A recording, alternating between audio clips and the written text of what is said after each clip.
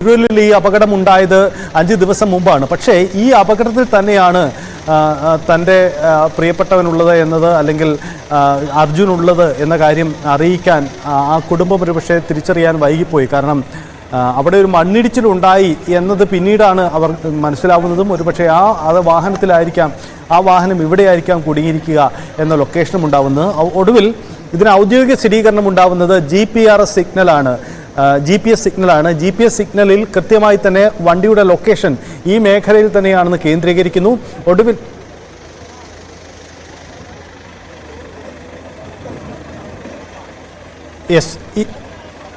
പ്രേക്ഷകർ ഇപ്പോൾ കണ്ടുകൊണ്ടിരിക്കുന്ന ദൃശ്യം ഈ മണ്ണിടിഞ്ഞു വീണ ആ വലിയ മലയുടെ മുകളിൽ നിന്നും പകർത്തിക്കൊണ്ടിരിക്കുന്ന തത്സമയ ദൃശ്യമാണ് കാണുന്നത്.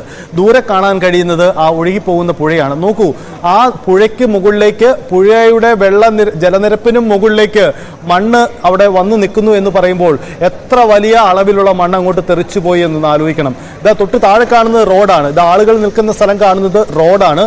ഇപ്പോൾ ഈ ക്യാമറയിൽ നിന്നും ദൃശ്യം പകർത്തിക്കൊണ്ടിരിക്കുന്നത് ആ മലയുടെ മുകളിൽ നിന്നാണ്. ഇത് ആ മലയുടെ മുകളിൽ നിന്നാണ് ആ ദൃശ്യം പകർത്തിക്കൊണ്ടിരിക്കുന്നത്. തൊട്ട് താഴെ കാണുന്ന റോഡാണ്. റോഡിന് അപ്പുറവശം ആണ് പുഴയായി കാണുന്നത്. അങ്ങനെയെങ്കിൽ എത്ര വലിയ ദൂരത്തേക്ക്, എത്ര വലിയ അളവിൽ ഈ മല ഒലിച്ചുപോയി എന്ന് വേണം നമുക്ക് മനസ്സിലാക്കാൻ.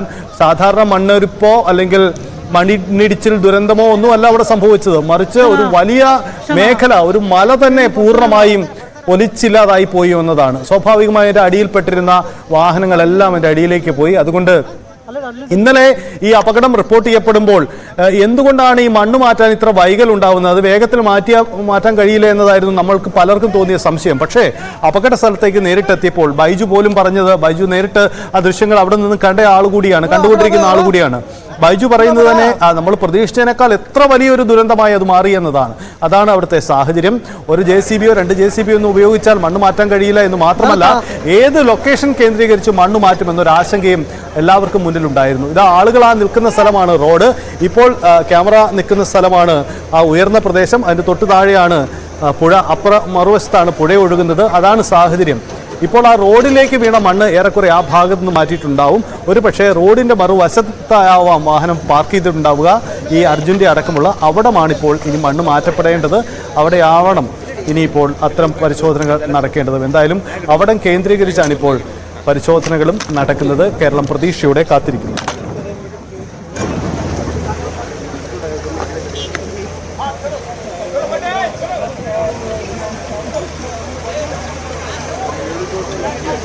ബൈജു തുടരുന്നു. ബൈജു, സാഹചര്യം ദൃശ്യങ്ങൾ കാണുന്നുണ്ട്, പ്രേക്ഷകർ കാണുന്നുണ്ട്, കേരളം കാണുന്നുണ്ട്.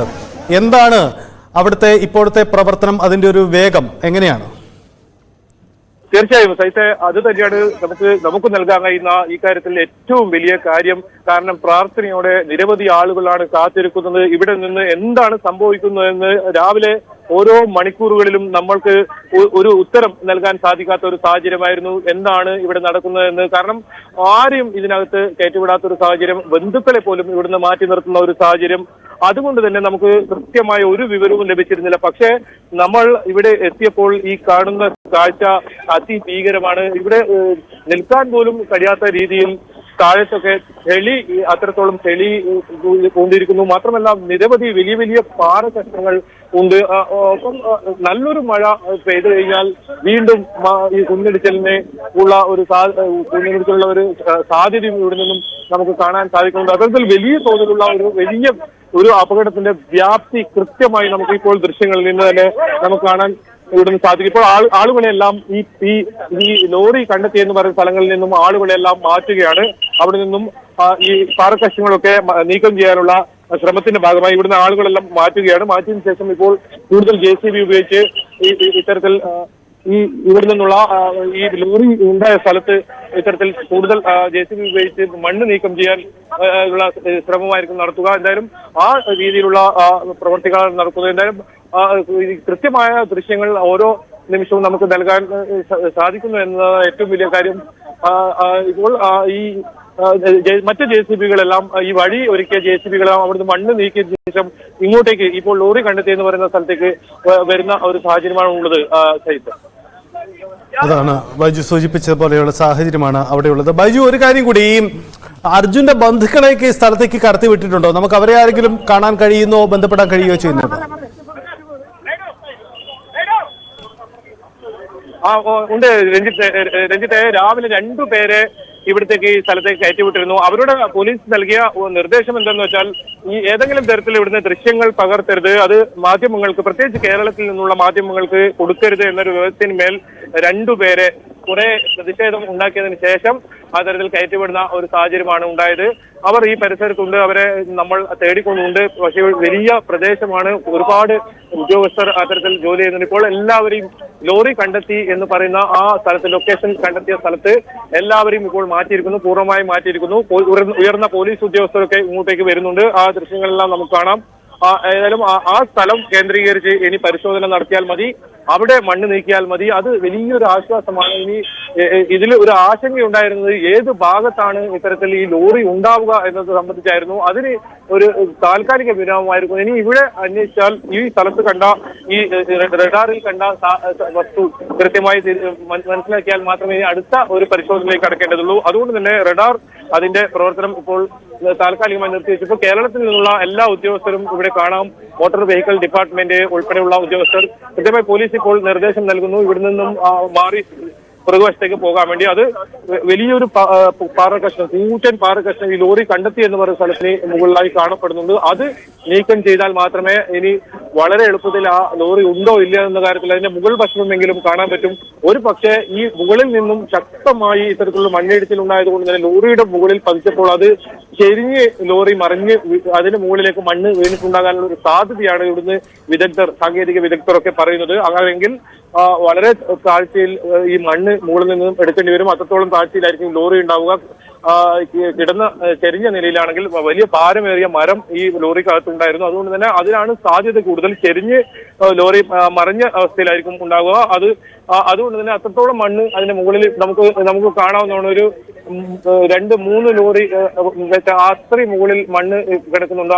അത് നീക്കം ചെയ്യേണ്ടതുണ്ട്. ലോറിയുടെ ഒരു മരം കയറ്റി വന്ന കഷ്ണം കണ്ടാൽ തന്നെ ഈ കാര്യത്തിൽ വലിയ ആശ്വാസം. പിന്നീട് ദ്രുതഗതിയിൽ ഇത്തരത്തിലുള്ള പ്രവർത്തനം ഊർജിതമാക്കിയാൽ തന്നെ ഇവർക്ക് ഈ വാഹനത്തിനെ പുറത്തെടുക്കാൻ പറ്റും. വാഹനത്തിനകത്ത് ഇപ്പോഴും സുരക്ഷിതനായി തന്നെ അർജുൻ ഉണ്ട് എന്ന വിശ്വാസത്തിലാണ് നമ്മളും, ഒപ്പം ബന്ധുക്കളും രക്ഷാപ്രവർത്തകരും എല്ലാം അതിനു വേണ്ടിയുള്ള പ്രാർത്ഥനകളാണ് എല്ലാവരും നടത്തുന്നത്. ഏതായാലും അർജുനെ ഇനി വളരെ വൈകാതെ തന്നെ അർജുനെ കാണാൻ പറ്റും, അർജുൻ പുറത്തേക്ക് ഈ വാഹനം കണ്ടെത്താൻ പറ്റും എന്ന വലിയ പ്രതീക്ഷ തന്നെയാണ് പുറത്തുന്നത്. ഇപ്പോഴും ആ തരത്തിലുള്ള പ്രതീക്ഷ തന്നെയാണ്. ഏതെങ്കിലും തരത്തിൽ ഒരു ദുരന്തമുണ്ടായെന്ന് ആ തരത്തിലുള്ള ഒരു വിശ്വാസത്തിലല്ല, മറിച്ച് ജീവന്റെ തുടിപ്പ് ഈ മണ്ണിനുള്ളിൽ നമ്മൾ ഈ കാണുന്ന ഈ മലയുടെ മുകളിൽ ഇത്തരത്തിൽ മല ഇടിഞ്ഞു വീണ ഇതിന്റെ അകത്ത് ഉണ്ടാകും എന്ന് തന്നെയാണ്. ഏതായാലും ഈ ദൃശ്യം നമുക്ക് വളരെ പെട്ടെന്ന് തന്നെ പ്രേക്ഷകർക്ക് എത്തിക്കാൻ സാധിച്ചു. ബന്ധുക്കൾക്ക് വലിയ ആശ്വാസമാവും. ഇവിടുത്തെ നിർമ്മാണം, ഇവിടുത്തെ ഈ തെരച്ചിലിനൊക്കെ നടത്തുന്ന ഇവരുടെ ഈ പ്രവർത്തനങ്ങളൊക്കെ അത് സംബന്ധിച്ചും ഒരു ആശങ്കയുണ്ടായിരുന്നു. എന്താണ് ഈ ഭാഗത്ത് നടക്കുന്ന കാര്യത്തിൽ. ഏതായാലും കേരളത്തിൽ നിന്നുള്ള MBDയുടെ വണ്ടിയാണ്, ഈ വാഹനമാണ് കടന്നു വരുന്നത്. പല പോലീസ് സംഘവും സേനയും രക്ഷാപ്രവർത്തകരും ഈ ഭാഗം കേന്ദ്രീകരിക്കുന്നു.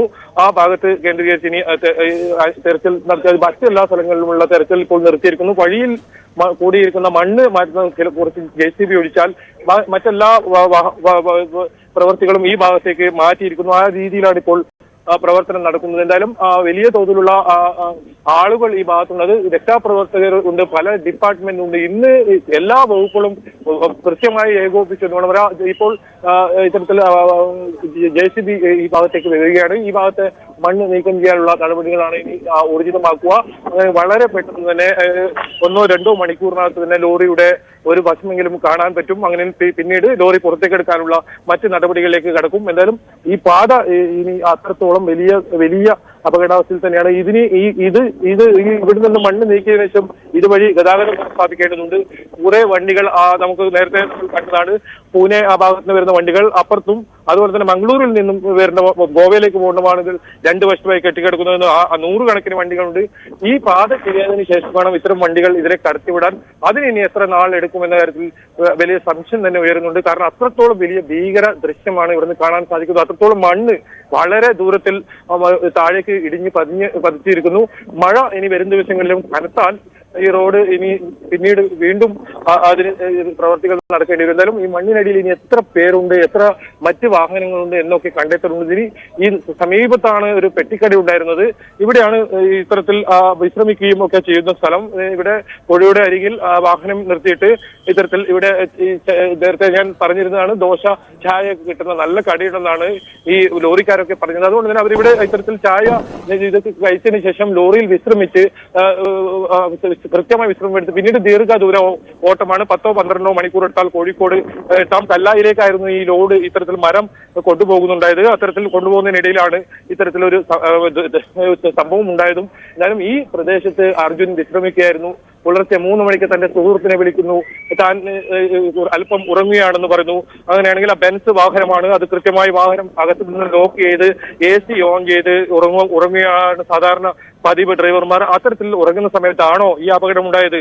മറ്റൊരു ആശങ്ക ഏറ്റവും ഉള്ളത്, ഈ ലോറിയിൽ നിന്ന് ഏതെങ്കിലും സമയത്ത് പുറത്തിറങ്ങി ഏതെങ്കിലും കടയിൽ ചായ കുടിച്ച് തിരിച്ചു പോകുന്ന സമയത്തായിരിക്കും ഇത്തരത്തിൽ എന്തെങ്കിലും അപകടം ഉണ്ടായെന്നൊരു ആശങ്കയുണ്ട്. ഏതായാലും വാഹനത്തിനകത്ത് ഈ അർജുൻ ഉണ്ടായി എന്ന തരത്തിൽ വിശ്വസിക്കാൻ തന്നെയാണ് എല്ലാവർക്കും ആഗ്രഹം. ആ രീതിയിലുള്ള ഒരു പ്രതീക്ഷയോടുള്ള ഒരു രക്ഷാപ്രവർത്തനം തന്നെയാണ്, രക്ഷാപ്രവർത്തനം എന്ന് തന്നെ വേണം പറയേണ്ടി വരും. അത്തരത്തിലുള്ള രക്ഷാപ്രവർത്തനമാണ് ഇപ്പോൾ പുരോഗമിക്കുന്നത്. ഇന്നാണ് ഇത്തരത്തിലുള്ള വളരെ ഊർജിതമായ ഒരു തെരച്ചിൽ ഇന്ന് ആരംഭിച്ചതെന്ന് പറയേണ്ടി വരും. ഇന്നലെല്ലാം ദൃശ്യങ്ങളിൽ നിന്ന് തന്നെ നമ്മൾ കണ്ടതും വളരെ മെല്ലെ പോക്ക് ആ കാര്യത്തിൽ ഉണ്ടായിരുന്നു. പക്ഷെ എല്ലാ സംവിധാനങ്ങളും ഇന്ന് ഉണർന്ന് പ്രവർത്തിച്ചിരിക്കുന്നു. കേരളത്തിൽ നിന്നുള്ള ഇത്തരത്തിലുള്ള അംഗങ്ങളും ഇത്തരത്തിലുള്ള സേനകളും എല്ലാം ഇവിടെ എത്തുന്ന സാഹചര്യം ഉണ്ടായിരുന്നത്. ഇന്നാണ് കൃത്യമായ ഈ രക്ഷാപ്രവർത്തനം ആരംഭിച്ചതെന്ന് വേണം പറയാൻ. അതിനൊടുവിൽ ഇത്തരത്തിൽ വണ്ടി കണ്ടെത്തുന്ന സാഹചര്യവും ഉണ്ടായിരിക്കുന്നു.